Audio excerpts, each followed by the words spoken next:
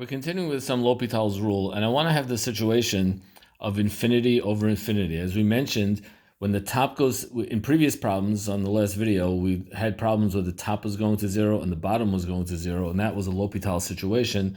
Now we're doing situations where the top is going to infinity and the bottom is going to infinity, because when x goes to infinity, 3x plus 8 goes to infinity, and when x goes to infinity, 5x plus 2 goes to infinity. So that's a L'Hopital situation. And we're going to take the derivative of the top and the derivative of the bottom. And the derivative of 3x plus 8 is 3. The derivative of 5x plus 2 is 5. The limit as x goes to infinity of 3 over 5. Well, there's no x's here, so the answer is just 3 over 5. And that is the answer with the help of L'Hopital. We've seen problems like this with a polynomial over another polynomial, and we know it winds up being the 3 and the 5 as your final answer. We've learned that without L'Hopital, and now, but look how much easier it is with L'Hopital. In fact, L'Hopital is one of those things which all my students wind up hating me after I teach it, because they're all like, why didn't you tell us this before? It would make everything else so easy. Sorry. Anyway, let's look at here. We have as x goes to infinity, the top polynomial goes to infinity, and the bottom polynomial goes to infinity. So again, we have infinity over infinity, hence we can do a L'Hopital. And the derivative of the top, so L'Hopital says that the limit of the two original functions is going to be the same as the limit of the derivatives of those original functions, or the quotients and so forth. The derivative of the quotient of two functions is the same as the derivative of the derivative. Boy, I'm messing this up.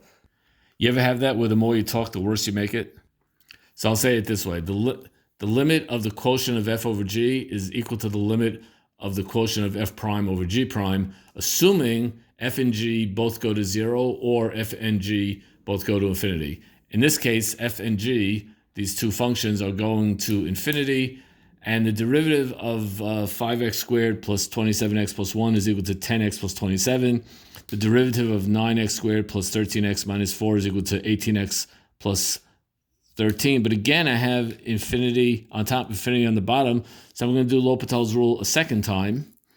And that's going to give me the limit of 10 over 18, because the derivative of 10x plus 27 is 10. The derivative of 18x plus 13 is 18.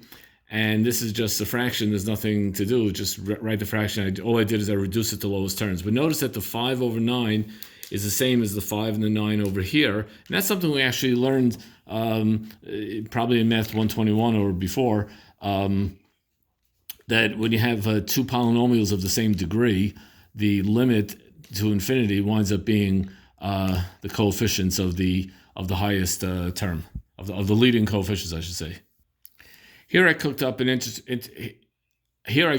interesting function. I cooked these up down in my torture chamber, and we have x is going to 0. I'm just going to note here, it says x is going to 0 with a little plus there.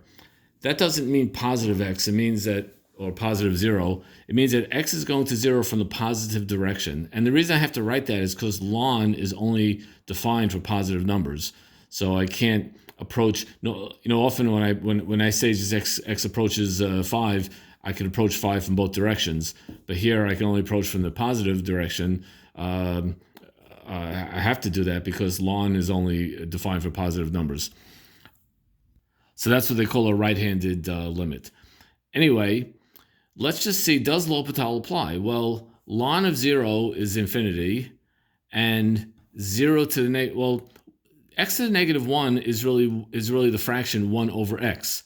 And if x is 0, then 1 over x becomes infinity. So this is indeed an infinity. The top goes to infinity and the bottom goes to infinity. Hence, L'Hopital's rule will apply.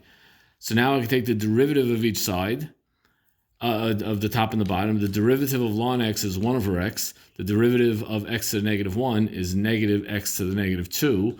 Now I'm just going to simplify this a little bit. And this becomes, 1 over x divided by negative x to the negative 2 becomes negative x. Notice I pulled the negative outside the limit. This negative, which is there, I pulled outside the limit. Now, how does this become that? Well, that's something you have to brush up on your algebra. You could ask me that during the Zoom sessions or whenever, or during office hours, whenever you want. Anyway, the limit as x goes to 0 of x is just 0, negative 0, but negative 0 is 0, so the answer is 0. Now we have a new problem. The limit as x goes to infinity of x squared over e to the x. Well, what's happening here? The top is going to infinity because infinity squared is very infinite. That's like Buzz Lightyear, infinity and beyond. And the bottom would be like e to the infinity, which is also very infinite. That's even beyond. It's very, wow, Buzz will be proud of us. But since it is an infinity over infinity situation, I can use L'Hopital's rule. And I use L'Hopital's rule, and I take the derivative, and I get 2x over e to the x, because the derivative of x squared is 2x, the derivative of e to the x is e to the x. But notice, again, the top is going to infinity, and the bottom is going to infinity, so I have to apply L'Hopital's rule a second time. And now the derivative of 2x is plain 2, the derivative of e to the x is, again, e to the x. Well, when x goes to infinity, the top is just 2. That's not going anywhere. The bottom is becomes infinite. And when you have 2 over infinite, that's just 0. Now notice that I didn't have to get from here to here, I did not need L'Hopital's rule. That was just plain, limit, skills that we know. But also notice I had to apply L'Hopital's rule twice.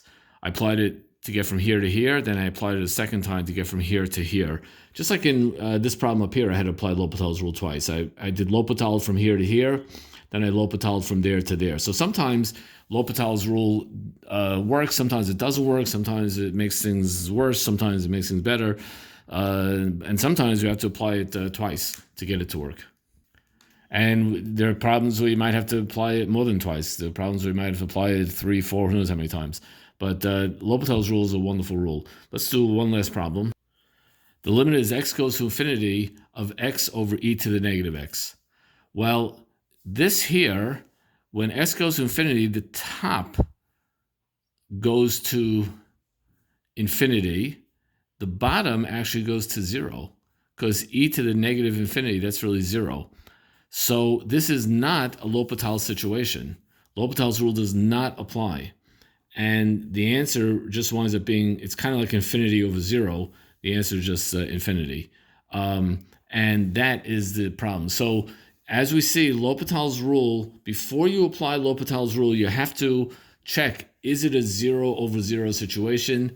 Is it infinity over infinity situation? I won't be surprised if some of you were fooled when you first saw this problem and wanted to just right away start doing L'Hopital, but you gotta stop and think if it applies before you can work it, before you can use it.